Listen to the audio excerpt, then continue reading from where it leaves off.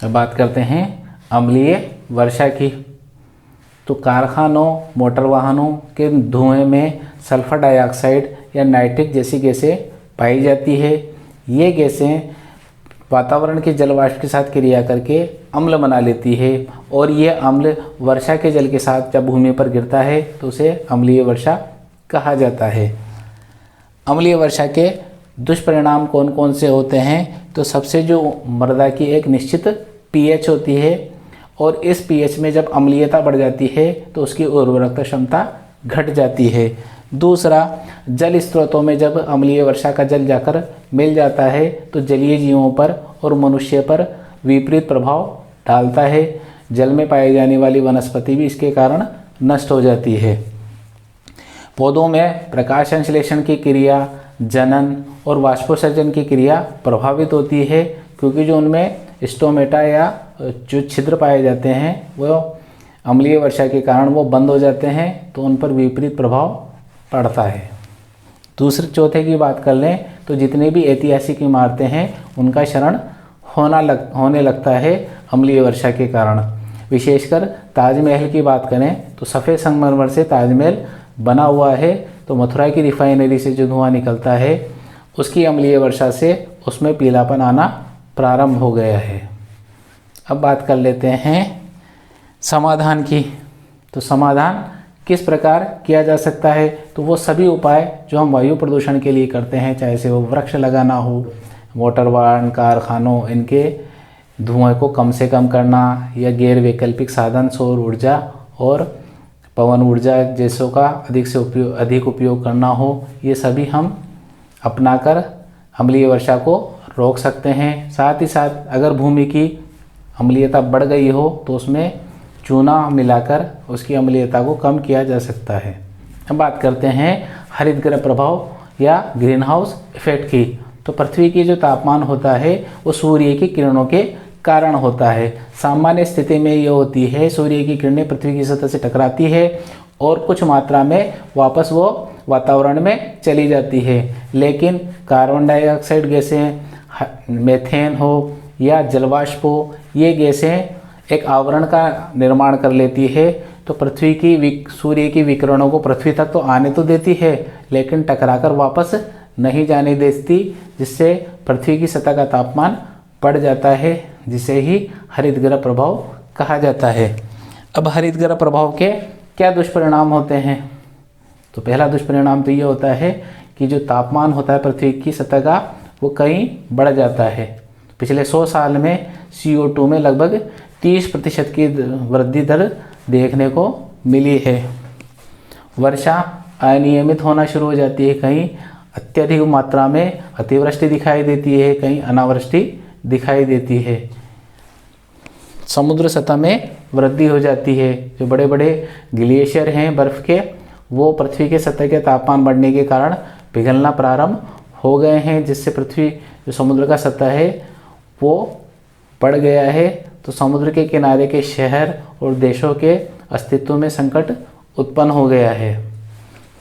अगली बात करें तो बीमारियों में वृद्धि देखने को मिलती है। जब तापमान में बढ़ोतरी होती है तो कई प्रकार के कीट पतंगे, मक्खियाँ, मच्छर उत्पन्न होते हैं, जो बीमारियां भी साथ लेकर आते हैं।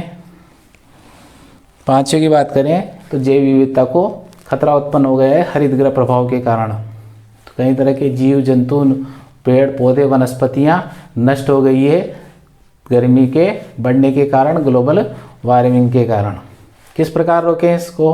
तो वही सब तरीके अपनाकर जो हम वायु प्रदूषण या पर्यावरण को बचाने के लिए अपनाते हैं, वहाँ पर भी पेड़ पौधों को अधिक से अधिक लगाकर या मोटर वाहन, कारखानों को कम से कम उपयोग करके, मितव्ययता उपयोग करके हाइड्रोकार्बन का कम से कम उपयोग करें। अब बात कर लेते हैं ओजोन परत की। तो ओजोन परत पृथ्वी की सतह से 30 से 80 किलोमीटर के मध्य पाई जाती है।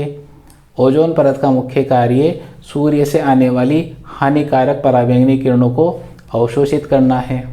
अब ये जो ओजोन परत है ये हमारे दैनिक जीवन में काम आने वाले रेफ्रिजरेटर, एयर कंडीशन से निकलने वाले क्लोरोफ्लोरो नामक रसायन से नष्ट होने लगी है।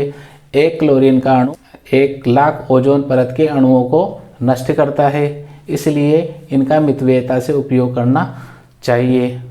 अब ओजोन परत में अगर छेद हो जाता है या ओजोन परत नष्ट हो जाती है तो किस प्रकार के दुष्परिणाम मनुष्य को झेलने होंगे? तो पहला दुष्परिणाम तो ये है कि मनुष्य त्वचा कैंसर, मोतियाबिंद, लाल चकत्ते जैसी समस्याएं, बीमारियां उससे उत्पन्न होगी। दूसरा, पराबैंगनी किरणों से पादप प्लवक नष्ट हो जाते हैं। तो पादप प्लवक ऑक्सीजन के बहुत बड़े उत्पादक होते हैं और इससे खाद्य श्रृंखला भी बनी रहती है। तो कई तरह के जीव उस पर टिके होने से खाद्य श्रृंखला नष्ट हो जाएगी और जीवों का अस्तित्व संकट में पड़ जाएगा।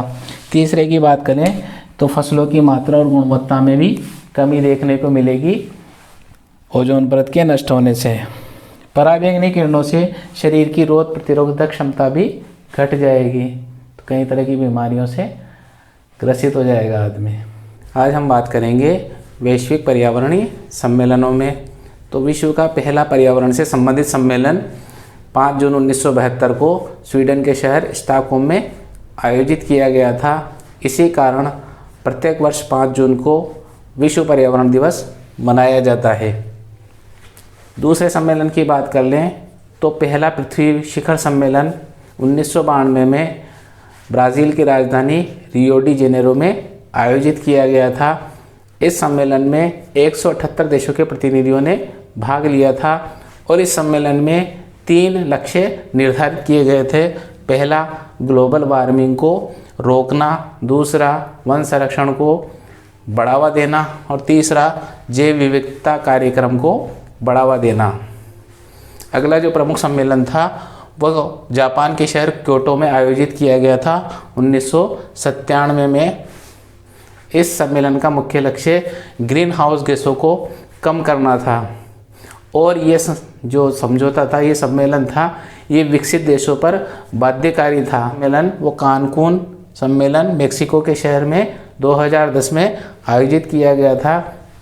इस सम्मेलन का मुख्य उद्देश्य $100 अरब का एक हरित कोष बनाना था। चर्चित सम्मेलनों में 2015 में पेरिस सम्मेलन आयोजित किया गया जो फ्रांस की एक राजधानी है।